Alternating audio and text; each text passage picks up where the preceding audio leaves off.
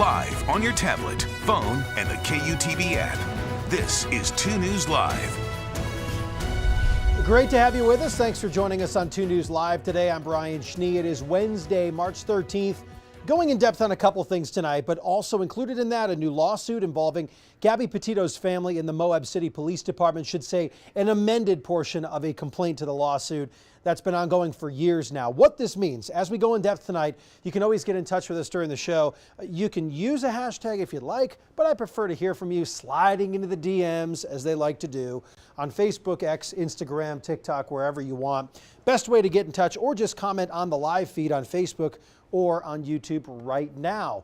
We've talked about it a little bit on the program. I would say a lot of it. Olympic attention has given some new life to a plan that we've not really talked about a lot on this program, but a goal for 2034 now puts a deadline on approving said project. Jake Taylor is here after looking into this project that we will talk about. This is at the Rio Grande district. People in Salt Lake City likely know where that is. Right. What is happening with this project now? So you mentioned Olympic attention. Olympic fervor has got people interested in infrastructure projects, state leaders. The governor, for example, he said he wants big dreams with generational incentives, generational focus that will lead into the future. And so one thing they're looking at is the Rio Grande plan. What it would do is make some big changes to specifically rail and passenger rail. It would take all of those rail lines that are down by I-15, takes up more than 50 acres of land. It would rip all of those out and would put them on 500 West. Now you may say, what are they going to do with 500 West? 35 feet below 500 West is where they would put these rail lines, digging a giant trench, putting all the front runner, putting all the freight through there, and then putting the road back on top of it. Obviously, that's a big plan. They also want to turn the Rio Grande Depot itself into kind of a grand central station for Salt Lake, a beautiful hub. That comes with a big price tag as well. Of course it does. Yeah, and I would imagine that building is beautiful, by the way. Before the earthquake really kind of closed things down, I mean, they had farmers markets in there, and you used to be able to go in and walk around and do the tours, and the state had the archive office in there, and that building is absolutely spectacular and just needs a lot of work and a lot of love, which in turn comes with a lot of money. This is a plan. How realistic is this plan? Is there any plan in motion right now? So there is a plan that's been put together. I mean, they've had civil engineers that have laid all of this out, and we know that at least the governor has mentioned it's the kind of thing he's interested in making happen. It's a big dream, but you got to think back more than 20 years ago, before the 2002 Olympics, tracks didn't exist. We didn't have light rail in Salt Lake, and it wasn't until the lead up to the Olympics that people got behind it. It got the political will and, potentially more importantly, got the federal money to make that happen. People are hoping that's what happens here with this big plan that they say would be $2 to $3 billion, maybe more than that, a huge amount of money, but not more than is spent on the expansion of I-15 or on the new airport terminal. Well, it's a good point, because we have a lot of venues here for the Olympics anyway, and there's obviously the discussion of what will it look like with a Major League Baseball stadium, what will it look like with an NHL revamp if the Delta Center gets re-looked after this bill potentially gets signed by the governor. So this isn't, to me, at least looking at this outside looking in, we don't have a lot of projects that really need to happen for the Olympics. In theory, I think you could probably pull off a games tomorrow if you had to, with what you have here in Utah. Might not look as, new and shiny. So if the governor wants this, and this is the big golden project, I think that kind of seems to make sense. Yeah, he hasn't said that this is the thing. He said it is something that they're looking at. He specifically said he was looking for infrastructure projects that dream big. This potentially would fit the bill. So quickly, what's next for this? What's next is going to see whether it moves forward or not. The governor said specifically in the next few weeks he's going to be sitting down with Mendenhall. He's going to be sitting down with other leaders to decide what are the infrastructure projects that really matter. He says they'll really dig into that as soon as he's done signing the bills. Yes, he's got, I think, a few hundred left to do. go. Yeah, it's kind of interesting. I was wondering if he took a week off or something before doing that, but I don't think I would just be sitting at my desk reading all those and making critical decisions. Jake Taylor, very interesting story here on 2 News Live. Thanks for coming in. Thank you. And make sure to stay with 2 News for the latest developments on this project specifically, and also the bid to host the 2034 Winter Games. We talk about it a lot here on 2 News Live. There have been a lot of discussions, a lot of big moments, especially over the last couple of months. So we will be the ones to bring them to you on KUTV 2 News, on our website, and on the 2 News mobile app. A new beginning, if you will, in the Gabby Petito case involving her family suing the Moab City Police Department in relation to her death. Now, today I spoke with the attorney representing the Petito family about the newly amended complaint that was submitted and the order from the court which prompted them to do so.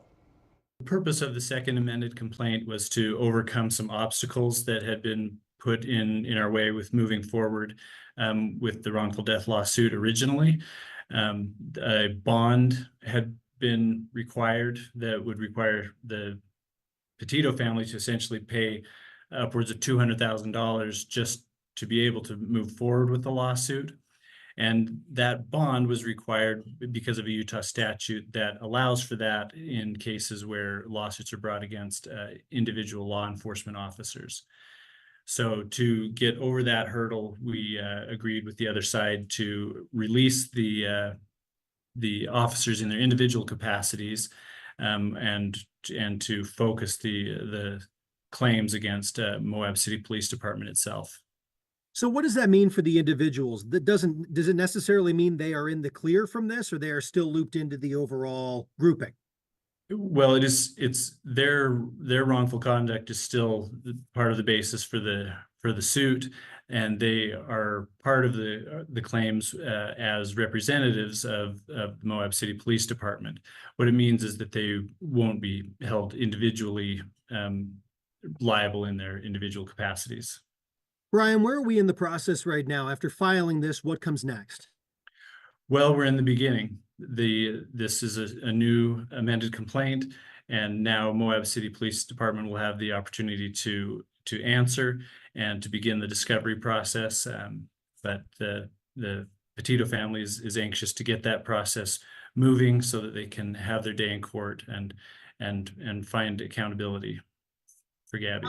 Gabby's parents have been incredibly patient and incredibly dedicated to the process of getting accountability for Gabby's death, and then also for enacting change that will help protect other victims of domestic violence. So they've kept themselves very busy on both of those fronts with the claims that were made in Florida. But they also have been lobbying for law changes here in Utah last year. And more recently in Florida, they've implemented or passed a similar law to what we passed in Utah last year that requires officers to ask a series of questions to assess the danger that domestic violence victims are in when they respond. Like I said, we're still at the beginning of the process, and Moab City certainly denies that their actions caused Gabby's death. But of course, our arguments are that they did make mistakes, that they did not follow the law, that's what the independent investigation found, and that if they had done their job the way that it should have been, that Gabby would still be alive today.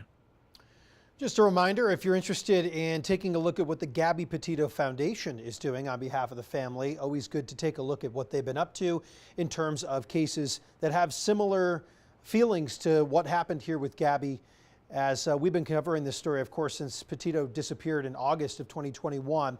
And we have a lot of coverage of this on our website, KUTV.com, also on our YouTube channel. So if you want to see what's been happening here over the last 6 months to a year or so as it pertains to the murder of Gabby Petito, you can find all of that on our website.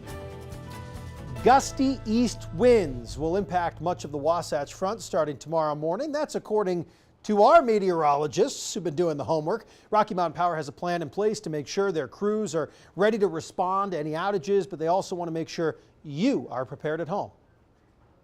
One of the most important things is to do kind of a quick home hazard search around your house and tie down any of those things that could become airborne. Typically, when we tend to see outages with wind, a lot of times that is some type of object that's become airborne. It can go into the lines. What is your family and personal preparedness plan? You guys have a plan for when there is an outage. I think our crews have been very excellent at restoring the power very quickly.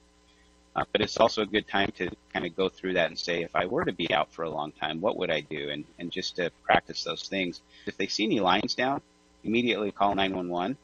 That gets the proper public safety partners out there to secure the area.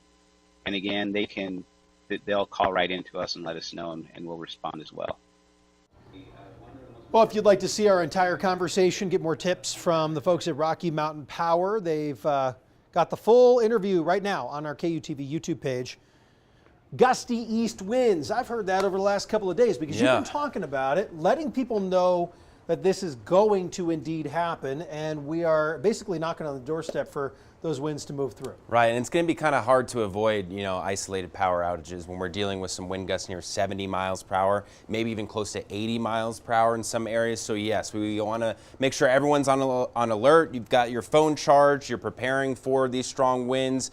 Make sure you don't have any yard furniture that could be blowing around, trampolines, things like that. So really focusing northern stretch of the Wasatch Front into Cache County. That's right. So really, Salt Lake City south probably won't have this. Right, not to this extent, Okay. 30 to 40 mile per hour wind gusts, but nothing like what we're going to be dealing in the Davis County area where we could see those 80 mile per hour wind gusts. So let's get to the maps. Let's show you what's going on across the area, and let's show you those winds that we'll see along the northern Wasatch Front, essentially from Logan down into the Mill Creek area. Those strongest winds basically from Brigham City into the Farmington area, Centerville especially. Look at this, tomorrow morning, that's when we could see some of those strongest wind gusts, 70 miles per hour, continuing on into Thursday evening, some still 60 to 70 mile per hour wind gusts. So this is going to be a long sustained period of some strong to damaging winds that we can continue to see even potentially into Friday morning. So that's why we do have those high wind warnings, which are in effect and will continue through tomorrow and into Friday. Let's talk about the temperatures here because it's a bit cold out there. 38 in Logan, 38 here in Salt Lake, 40 in Provo, 36 in Milford. Round one of the storm is wrapping up. We saw the good snow in our mountains overnight. We saw the good snow showers early this morning. Now all eyes will be on the second part, which will bring us the winds, but also some really heavy snow, especially into central and southern areas of the state, into those mountains, seeing 6 to 12 inches on average with some isolated areas near 1 to 2 feet. This is the first round that we continue to see just some scattered light snow showers, even into the central part of the state, starting to dry things up. Really not a big deal here. In fact, even along the Wasatch Front, starting to kind of dry things up across the area as well. One last snow shower here across the Cottonwoods area. So watch out for that. Generally, though, drying things out. Our northeastern areas, though, will continue to see some scattered snow showers heading up towards Rock Springs as well. And then back down through Vernal into the Price area, we'll see some isolated snow showers tomorrow morning. But things really start to ramp up tomorrow evening into our central mountains, then beginning to extend into our southern mountains, heading into Friday morning. Periods of heavy snow for the central and southern half of the state here. Some good snow that continues on, potentially even into the middle of the day on Friday. So this is likely going to be our biggest snowstorm for these areas down towards the south. You can see some areas in the mountains, Manti area down into portions of Bryan Head, close to a foot, maybe 1 to 2 feet of snow. We're drying things out though overnight tonight. We're down into the 30s and upper 20s. St. George going to be dealing with the windy weather as well for the days ahead, and some snow showers just north of that area.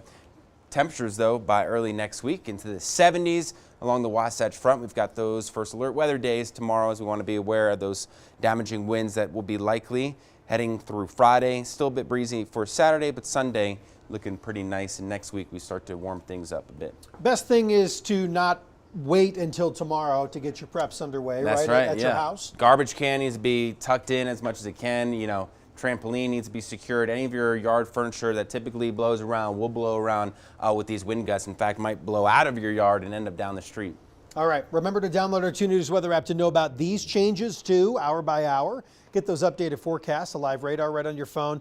The app is handy, for being on the go, checking out what's going on here with the 2 News weather app. It is also free to download. So obviously you'll be keeping an eye on things, as you have been, really letting people know, well aware of this from days ago now. That's right. You'd hope people have been kind of plugged in, but if not, what is the key thing that they really should know about this? I mean, is this something that is rare? Is this something that is unique? Is this something that kind of you can predict, but it still could have extremes? We've been, tracking this for a long time. Yeah. So we kind of knew that it's happening. It's going to happen. And, it's not, something that we see many times during the year, maybe once or twice a year, maybe a few gaps in those years as well. So we just want to make sure everyone's prepared for it, make sure you're just taking the proper precautions. High profile vehicles, especially along I-15, yes. You want to avoid traveling during those high wind warnings, which will go into effect and continue on all the way through Friday. So be careful there, take it slow, 2 hands on the steering wheel, and then we'll be okay. Make sure you have your phone charged. You can download our weather app as well. If you don't have power, you can't tune in, but you can tune in on your phone if you have power. So that'll be one way to get your updated information as well. All right, thank you, Sean. We will be back here, of course, tomorrow, 2 News Live at 5:30, probably talking about this, I would imagine. Yeah. So join us again tomorrow. You can stream us live, KUTV.com, and the 2 News mobile app, as well as on Facebook and YouTube every night at 5:30, Monday through Friday. Have a great night. Don't blow away. We'll see you back here tomorrow.